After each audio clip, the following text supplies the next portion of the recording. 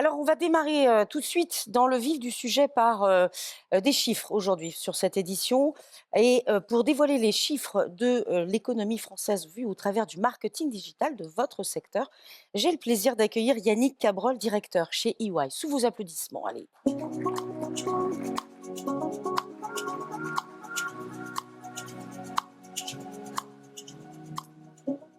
Bonjour à toutes et à tous. J'espère qu'il y a des amoureux de l'économie dans la salle. Si ça n'est pas le cas, rassurez-vous, il y a forcément des personnes qui, parmi vous, se sont posé la question de comment est-ce que je pourrais bien définir le marketing digital à des gens qui en sont éloignés, au-delà de je suis la filière des cookies. Deuxièmement, quelles sont les priorités des entreprises du marketing digital? Et troisièmement, quelle est la valeur ajoutée de ce secteur sur l'ensemble de l'économie française? Comment est-ce que vous permettez aussi à d'autres secteurs de vivre, de se développer? Et c'est pour ça que l'on a intitulé cette étude, pilotée par l'Alliance Digitale, le marketing digital, pilier de l'économie française, comme si c'était une infrastructure essentielle, comme l'ont été à un moment les chemins de fer, comme le sont devenus les autoroutes, et dans cette nouvelle économie numérique, le marketing digital ou les data centers. Alors, pourquoi cette étude? Parmi vous, il y avait peut-être des présents dans la salle en 2023, et à cette occasion, j'avais pu présenter certains chiffres sur l'impact économique de la filière du marketing digital.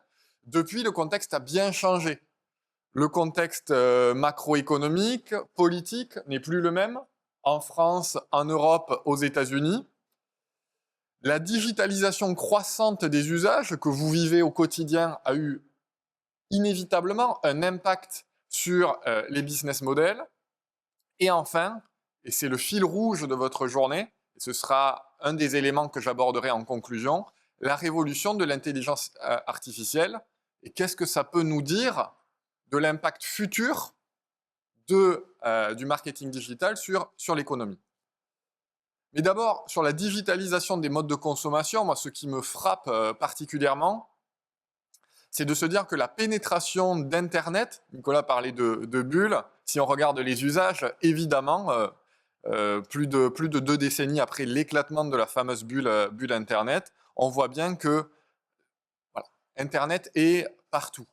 Surtout, le e-commerce est désormais partout, 44 millions de visiteurs mensuels sur les plateformes de e-commerce en France, c'est plus 11% par rapport à 2019. Et enfin, le temps moyen passé en ligne par les Français, lui aussi explose, plus 31% par rapport à 2019, 2h40, et 80% de ce temps est passé sur mobile. Alors, dans cette présentation, j'aurai donc 3 objectifs, comme je le disais un petit peu en introduction. Rappeler ce qui distingue le marketing digital des autres filières, quelles sont vos spécificités, qu'est-ce que vous apportez. Retracer l'évolution de la filière, et vous avez de la chance, et ce n'est pas le cas de toutes les filières. Vous êtes sur un chemin de croissance. Des filières industrielles avec qui on peut travailler au quotidien, qui, elles, essaient de gérer la pénurie, essayer de se réindustrialiser après des décennies de décroissance. Vous gérez la croissance, vous essayez de l'accompagner, et c'est en cela, je pense, que votre secteur se distingue des autres. Et enfin, décoder les attentes et les priorités des décideurs, donc pas les nôtres, pas celles de consultants, mais les priorités de chefs d'entreprise de la filière du marketing digital qui ont été sondées au cours de cette étude. Alors, je vous l'avais promis, je vais me tenter à une définition de la filière du marketing digital. Finalement, cette filière, on peut dire qu'elle est entre 2 groupes, les annonceurs d'un côté, les consommateurs de l'autre. Et pour arriver à construire un pont, je parlais d'infrastructure au début, vous construisez un pont entre ces annonceurs et ces consommateurs, vous utilisez 3 grands types de métiers. D'abord, des métiers ayant trait au conseil ou à la création de contenu. Ensuite, des métiers ayant trait à la distribution et à l'achat d'espace. et enfin des métiers ayant trait aux technologies de mesure permettant d'objectiver l'efficacité de tel ou tel choix que vous avez réalisé. Donc ça, c'est ma définition personnelle, mais en tout cas, ce qu'il faut avoir en tête, c'est que cette étude, elle concerne le cercle violet que vous voyez au cœur de l'écran et qui est inévitablement lié à tous ces secteurs périphériques de l'économie créative qui se trouvent autour de la filière du marketing digital. Alors, la filière du marketing digital, elle est assez originale pour un économiste parce que elle repose sur énormément d'entreprises avec des tailles moyennes qui sont très faibles. On le verra tout à l'heure. Énormément d'entreprises, 13 000 entreprises en 2022, plus de 18 000 en 2024. Si on compare cette évolution du nombre d'entreprises 22-24 avec le reste de la France, en France, on est à plus 16% de création d'entreprises. C'est quand même beaucoup. Et ça a trait évidemment à ce sujet que vous voyez au quotidien de la multiplication d'auto-entrepreneurs ou de petites entreprises, de personnes qui, depuis le Covid, ont voulu retrouver une forme de liberté et aussi de personnes qui sont en pointe sur tel et tel sujet et qui développent une expertise de niche. 46% de ces entreprises sont dans ce premier bloc que je vous décrivais tout à l'heure, qui a trait au conseil, à la création, à l'activation pour les marques. Alors la valeur ajoutée, elle se distingue un petit peu du chiffre d'affaires, concept avec lequel vous êtes certainement plus familier. La valeur ajoutée, c'est tout simplement le chiffre d'affaires moins les consommations intermédiaires. Donc en gros, la valeur ajoutée, c'est la contribution au PIB, tout simplement. Si on additionne toutes les valeurs ajoutées, on a le PIB de la France. Alors que si on additionne tous les chiffres d'affaires des boîtes en France, on a plutôt le PIB des États-Unis parce que les clients des uns sont les clients des autres, etc. 41% de cette valeur ajoutée, elle est portée par les AdTech et les MarTech. Un ordre de comparaison, parce que 5,6 milliards, ça ne veut pas dire grand-chose, en tout cas pour la majorité d'entre nous. 5,6 milliards, c'est 5 fois plus que la filière du jeu vidéo en France, par exemple. Et moi, je trouve le chiffre le plus important de cette présentation, c'est que la filière du marketing digital, entre 2022 et 2024, elle a cru 5 fois plus vite que le PIB de la France. La filière du marketing digital a cru 5 fois plus vite que le PIB de la France entre 2022 et 2024. Donc il y a quelques locomotives dans notre pays, et vous en faites partie.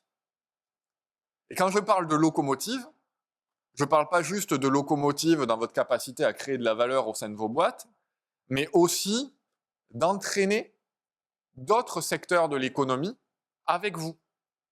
Et c'est ce que l'on appelle la valeur ajoutée indirecte, c'est la partie rose, qui est générée chez vos sous-traitants et prestataires. Et en fait, si je devais résumer, chaque fois que vous générez 1 euro de valeur ajoutée dans vos entreprises, vous générez 1 euro de valeur ajoutée chez vos sous-traitants et prestataires. Et cette valeur ajoutée totale de plus de 10 milliards d'euros en 2024, elle aussi, elle a fortement augmenté entre 2022 et 2024. Et qu'est-ce que ça veut dire?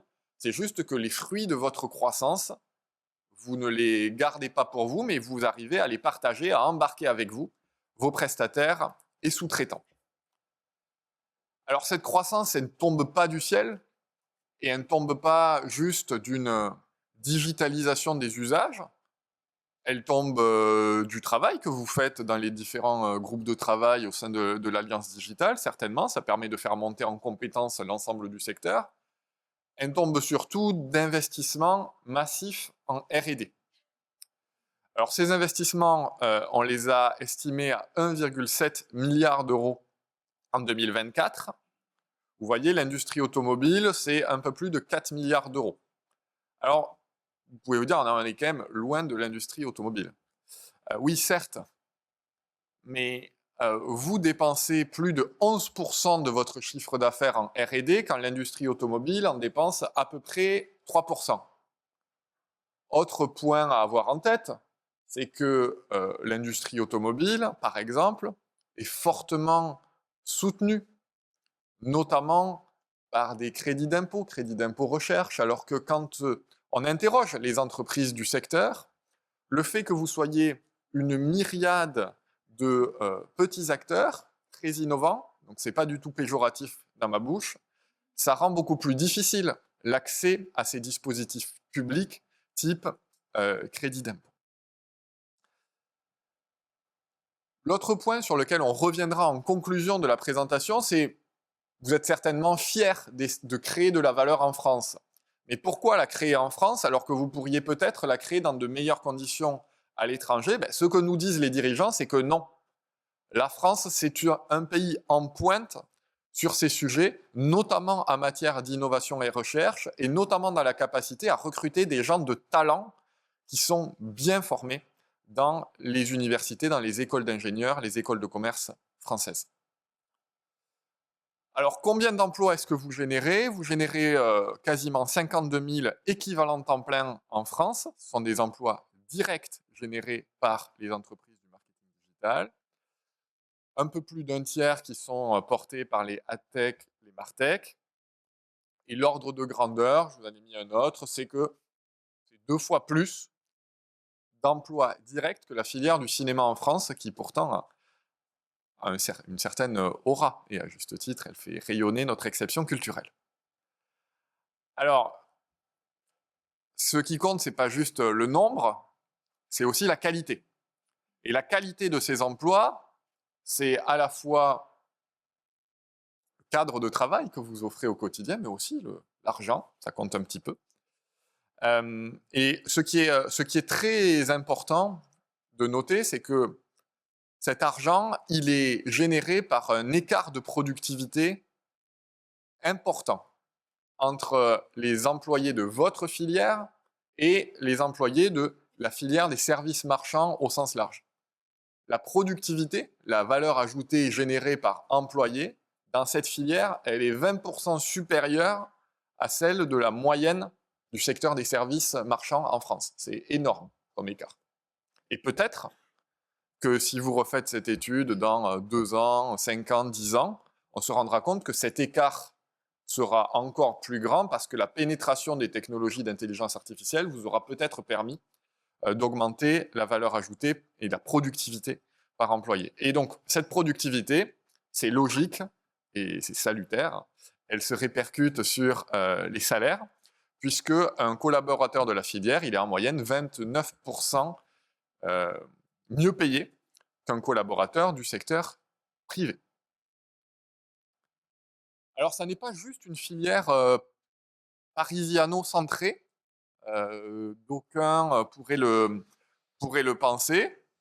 En gros, la moitié des emplois sont générés à l'extérieur de l'Île-de-France et la moitié au sein de la région francilienne. Bon, il y a quand même donc un petit focus sur la région francilienne, parce que l'ordre de grandeur, c'est à peu près que un tiers du PIB français est généré en Île-de-France. Donc vous voyez que vous êtes quand même un petit peu au-dessus, mais vous êtes une filière qui est fortement décentralisée et les efforts réalisés par l'Alliance Digitale pour rendre accessibles ces contenus permettront certainement de décentraliser encore plus cette activité au cours des prochaines années. Et donc, si je devais résumer le nombre d'emplois total générés par la filière, vous avez les 52 000 directs dans vos boîtes, équivalent temps plein, que je vous ai présenté tout à l'heure. Vous avez un écosystème de freelance, d'indépendants qui gravitent autour de vous, et on le voit bien avec l'organigramme de l'Alliance Digitale, il y a des permanents et il y a des freelances et consultants qui aident, et c'est particulièrement le cas dans la filière du marketing digital.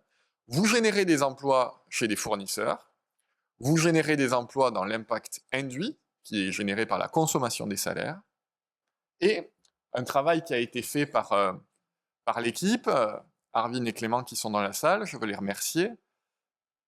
Vous avez aussi énormément de professionnels du marketing digital qui sont présents chez les annonceurs. Et donc ça, on a essayé d'estimer cette proportion cette année, Ça représente à peu près 125 000 équivalents temps plein, 170 000 professionnels. Et donc, au final, en additionnant tout cela, vous avez plus de 300 000 équivalents temps plein qui sont générés par l'activité de marketing digital, soit chez les annonceurs, soit au cœur de la filière. Alors, ce phénomène des freelances, il est particulièrement prégnant. Je pense que vous le sentez au quotidien. Entre 2022 et 2024, il y a eu une augmentation par 2,6 du nombre de freelances dans la filière, peut-être par besoin de flexibilité, pour vous, pour eux. Les choix sont multiples. Et une évolution aussi des professionnels travaillant dans le marketing digital chez les annonceurs. Et ça c'est lié évidemment à la révolution des usages, de la demande, où on commence à basculer d'un modèle qui était plus basé sur la publicité print vers un modèle plus de marketing digital. Ça oblige à recruter. Et donc, ça oblige à renforcer les équipes. Venons-en maintenant aux priorités des dirigeants, exprimées par les membres de l'Alliance digitale. Rappelons-nous le monde dans lequel nous étions en 2023. Vous nous aviez parlé fin des cookies tiers, concentration du marché, cadre réglementaire et exigences environnementales, décarbonation. J'aurais bien aimé, si j'avais le temps, mais je sais que je ne l'ai pas, faire ce petit sondage en direct dans la salle, mais les priorités ont beaucoup évolué. Aujourd'hui, on nous parle concentration du marché, cadre réglementaire, capacité à offrir un retour sur investissement, Nicolas, ton point en conclusion, et intelligence artificielle. Donc un monde qui est finalement bien différent que celui que l'on a connu en 2023. Alors moi, ce qui me marque en tant que citoyen, observateur, c'est la disparition des sujets d'exigence environnementale. Donc on a essayé de creuser un petit peu ce sujet. Est-ce que c'est un abandon ou est-ce qu'ils sont juste après la 4e place? Donc il n'y a pas d'abandon vraiment. Aujourd'hui, les entreprises du marketing digital font face à un problème. En tout cas, ce qu'elles nous disent, c'est que 54% d'entre elles estiment que les annonceurs pour qui elles travaillent, leurs clients, n'accordent pas autant d'importance aux objectifs environnementaux qu'ils ne le faisaient en 2023. C'est le fameux backlash que vous ressentez. Ce n'est pas que outre-Atlantique, c'est aussi ici. Donc ça doit nous questionner. Deuxième point, néanmoins, les dirigeants du marketing digital estiment qu'ils ont progressé entre 2023 et 2025 sur cette thématique. Mais le sujet sur lequel il faut quand même s'interroger, c'est que ce sujet d'exigence environnementale, il baisse, il recule dans le classement, mais son importance stratégique ne va faire que se renforcer au cours des prochaines années, notamment à l'aune de la révolution de l'intelligence artificielle, qui va entraîner une croissance exponentielle de l'empreinte carbone générée par vos activités de manière directe ou par vos activités de manière indirecte chez vos sous-traitants, data centers, etc. Et donc ce sujet de maîtrise de l'empreinte carbone et de maîtrise des consommations énergétiques directes et indirectes va se poser encore plus demain qu'il ne se posait hier. En 2 ans, cette intelligence artificielle, elle est devenue une priorité d'investissement pour 90% des entreprises interrogées. Je me demande qui sont les 10% restants. On va les découvrir aujourd'hui. Un facteur de compétitivité, 79% des entreprises qui intègrent l'IA dans leurs produits et services, d'ores et déjà, et 60% qui prévoient de recruter des experts autour de l'intelligence artificielle dans 1 an. Alors, je vais en parler en introduction. Est-ce que la France est le bon endroit pour développer cette activité? Quels sont nos avantages comparatifs?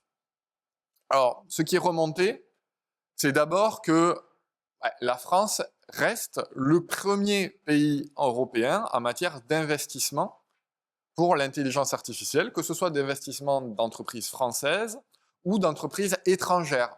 Vous l'avez pu le voir, par exemple, lors du sommet Choose France. Le deuxième, qui est vraiment le point majeur, je trouve, et cette espèce de fil conducteur que l'on a eu dans tous les entretiens réalisés entre 2023 et 2025, c'est que vous notez tous, chefs d'entreprise, directeurs de pôle, chefs de projet, le fait que les talents que vous pouvez trouver en France sont assez exceptionnels, correspondent à vos besoins. On parle de guerre des talents, qui s'est un peu relâchée en 2025 par rapport à 2023, à part sur certains profils très techniques.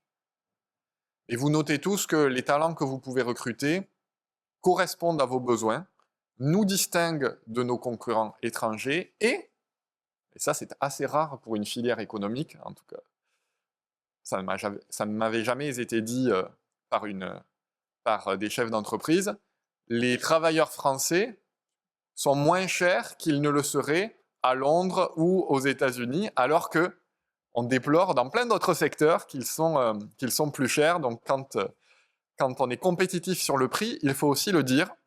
Et enfin, la diplomatie, les efforts de lobbying qui sont réalisés au niveau de la filière, au niveau européen, portent leurs fruits pour essayer de structurer une filière qui croît.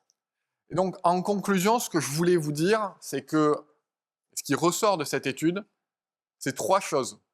D'abord, la filière du marketing digital, c'est une infrastructure de cette économie numérique française qui est en train d'émerger et qui crée des emplois bien payés, localisés partout sur le territoire. Ça, c'est le premier point.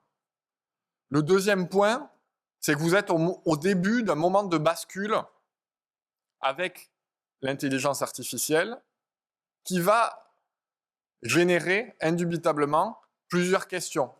La question de l'éthique, Nicolas en a un tout petit peu parlé, la question du partage de la valeur, avec une augmentation forte de la productivité et donc de la capacité à partager avec vos salariés, et enfin, la question de l'impact environnemental de votre activité. Et c'est sur ce point que je voudrais conclure, parce que moi, les professionnels que j'ai rencontrés de la filière du marketing digital, ce sont des gens extrêmement créatifs qui arrivent à construire des imaginaires. Et on a besoin de gens qui construisent des imaginaires pour essayer de donner envie aux gens d'adopter tel mode de consommation plutôt qu'un autre, de faire tel choix de vie plutôt qu'un autre, pour répondre aussi aux limites planétaires auxquelles on va faire face. Et donc moi, je suis convaincu que la créativité qui est présente dans la salle, elle peut et elle doit être mise au service du bien commun, comme vous avez pu le faire au cours des dernières années et comme vous allez le faire au cours des prochaines. Je vous remercie.